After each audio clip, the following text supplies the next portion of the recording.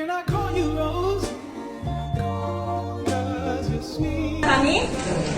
sangat sayang rasanya jika terdapat banyak sampah daun tetapi hanya dibakar saja di sekolah ini atau disumbangkan ke tempat pembuangan akhir. Padahal itu bisa saja kita juga menjadi kompos. Nah, mesin ini nanti akan menggiling sampah dan sampah itu, sampah daun kering itu akan menjadi bubur dan akan kita ubah menjadi kompos. Bisa untuk pohon-pohon ditetra kembali dan tanaman-tanaman yang hijau. Oke, silakan William untuk produknya. So guys, ini gambar saya memilih kaum biru ya guys.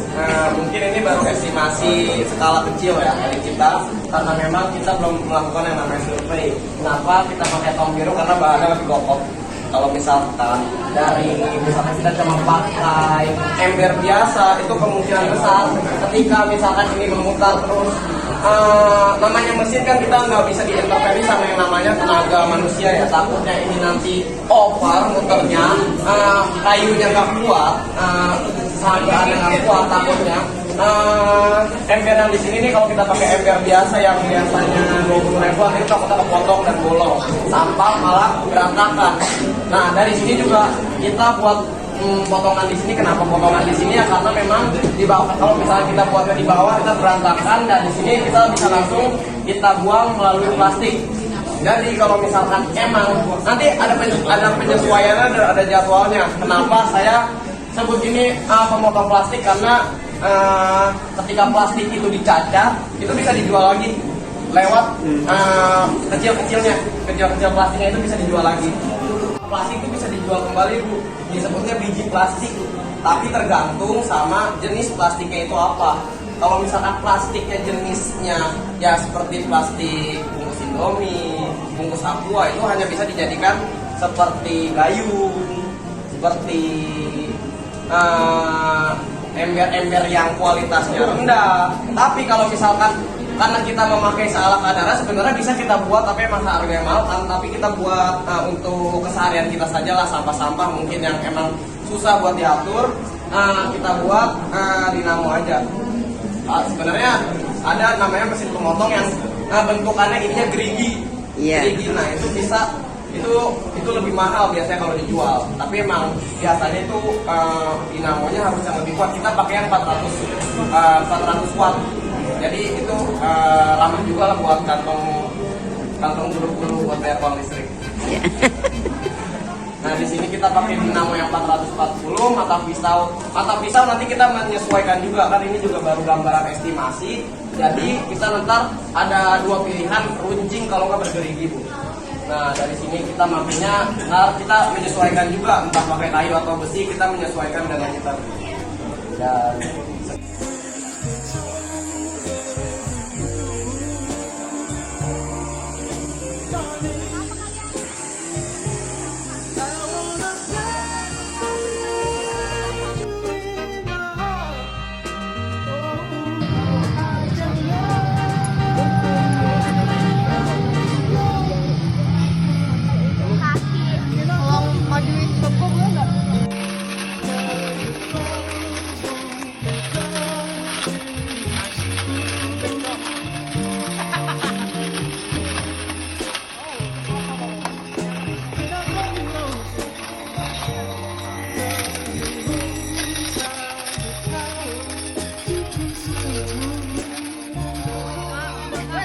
Assalamualaikum warahmatullahi wabarakatuh. Perkenalkan nama saya William Prasmaran dari kelompok kelimanya William. So guys, di sini udah ada produk kita ya, penggiling sampah.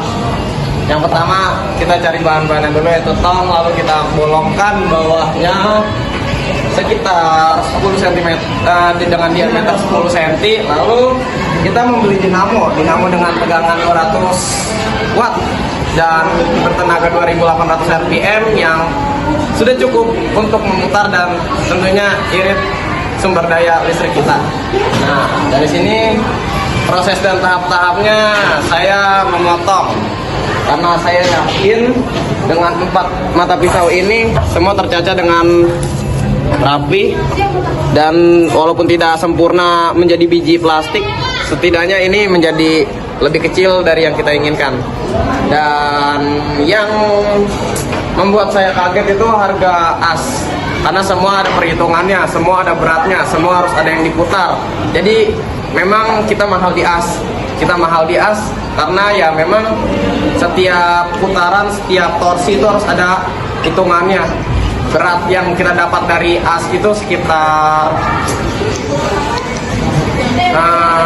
30 gram setahu saya dengan ukuran 10 cm. Nanti ada gambarnya di sini nih, ditunjukin di sini.